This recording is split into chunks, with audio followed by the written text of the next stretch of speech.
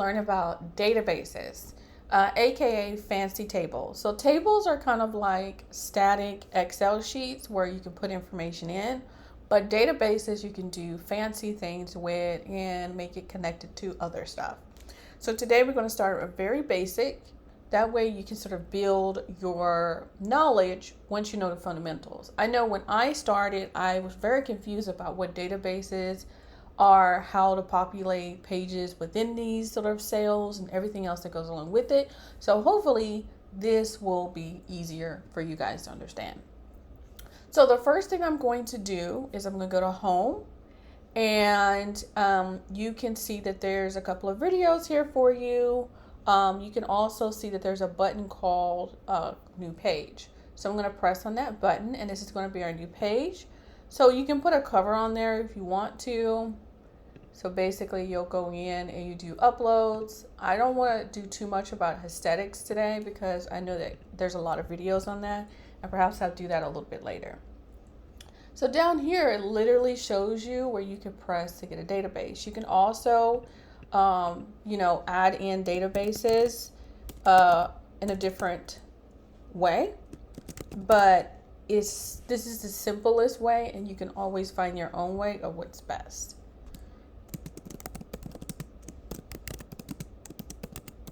Okay, so we're just going to focus on that, and this is one way that you can do it. This is the full page will be your database.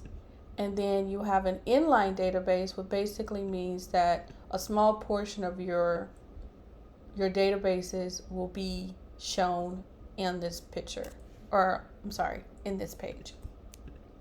So for the sake of this video, I'm going to do the full page. So you can actually import stuff in there. It has suggestions, some tables, but to actually understand the functionality, I think you actually need to pay attention to how it is done before you start using just templates. So properties is where I call them transformers. They transform things for you. So if you want it to be a text, it can be a text. If you want it to be a status, it can be a status. If you want to have multi-selections like tags, like hashtags and things, you can make it a number, email, URL. So these are your transformers. So this one is going to be my task list, and I can change the top of this to something else.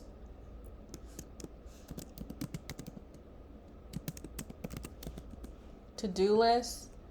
And the one thing about the databases versus tables is you already have a page once you start clicking in. So this particular task, I'm going to call buy milk.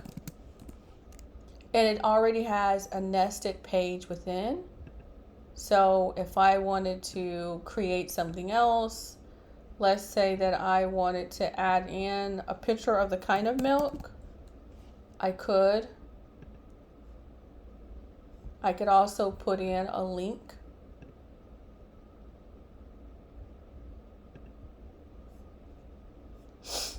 Where I could buy it. You can make it dynamic by saying, hey, if you want to do gluten-free, you can use this. If you want to do this, you can use that. It kind of depends on what you want. I'm going to show you guys what a basic table looks like. It looks like this, basically. So you can say, I don't know, buttermilk can be used. 1% milk can be used. But you see it doesn't have any of the pages or anything in there. So that's what that is. And it's cool to put a picture in because there's some other things that you actually can do with this. So you can also add properties or transformers to this here. And whenever you show it on your dashboard, you'll be able to see it in a pretty cool way. So that's that. And you're really done. Now, let's say that I want a URL. I want to add in where to buy this. So stores. So if it's on sale and somebody else is actually doing this, I can put a link to it. If it's my cart that I have that's going to be delivered, I can put a link to that also. Let's say that I want a person assigned to this. They're going to buy the milk. Somebody else is going to get the dry ingredients. I can do that also. Again, these are transformers. And then dates.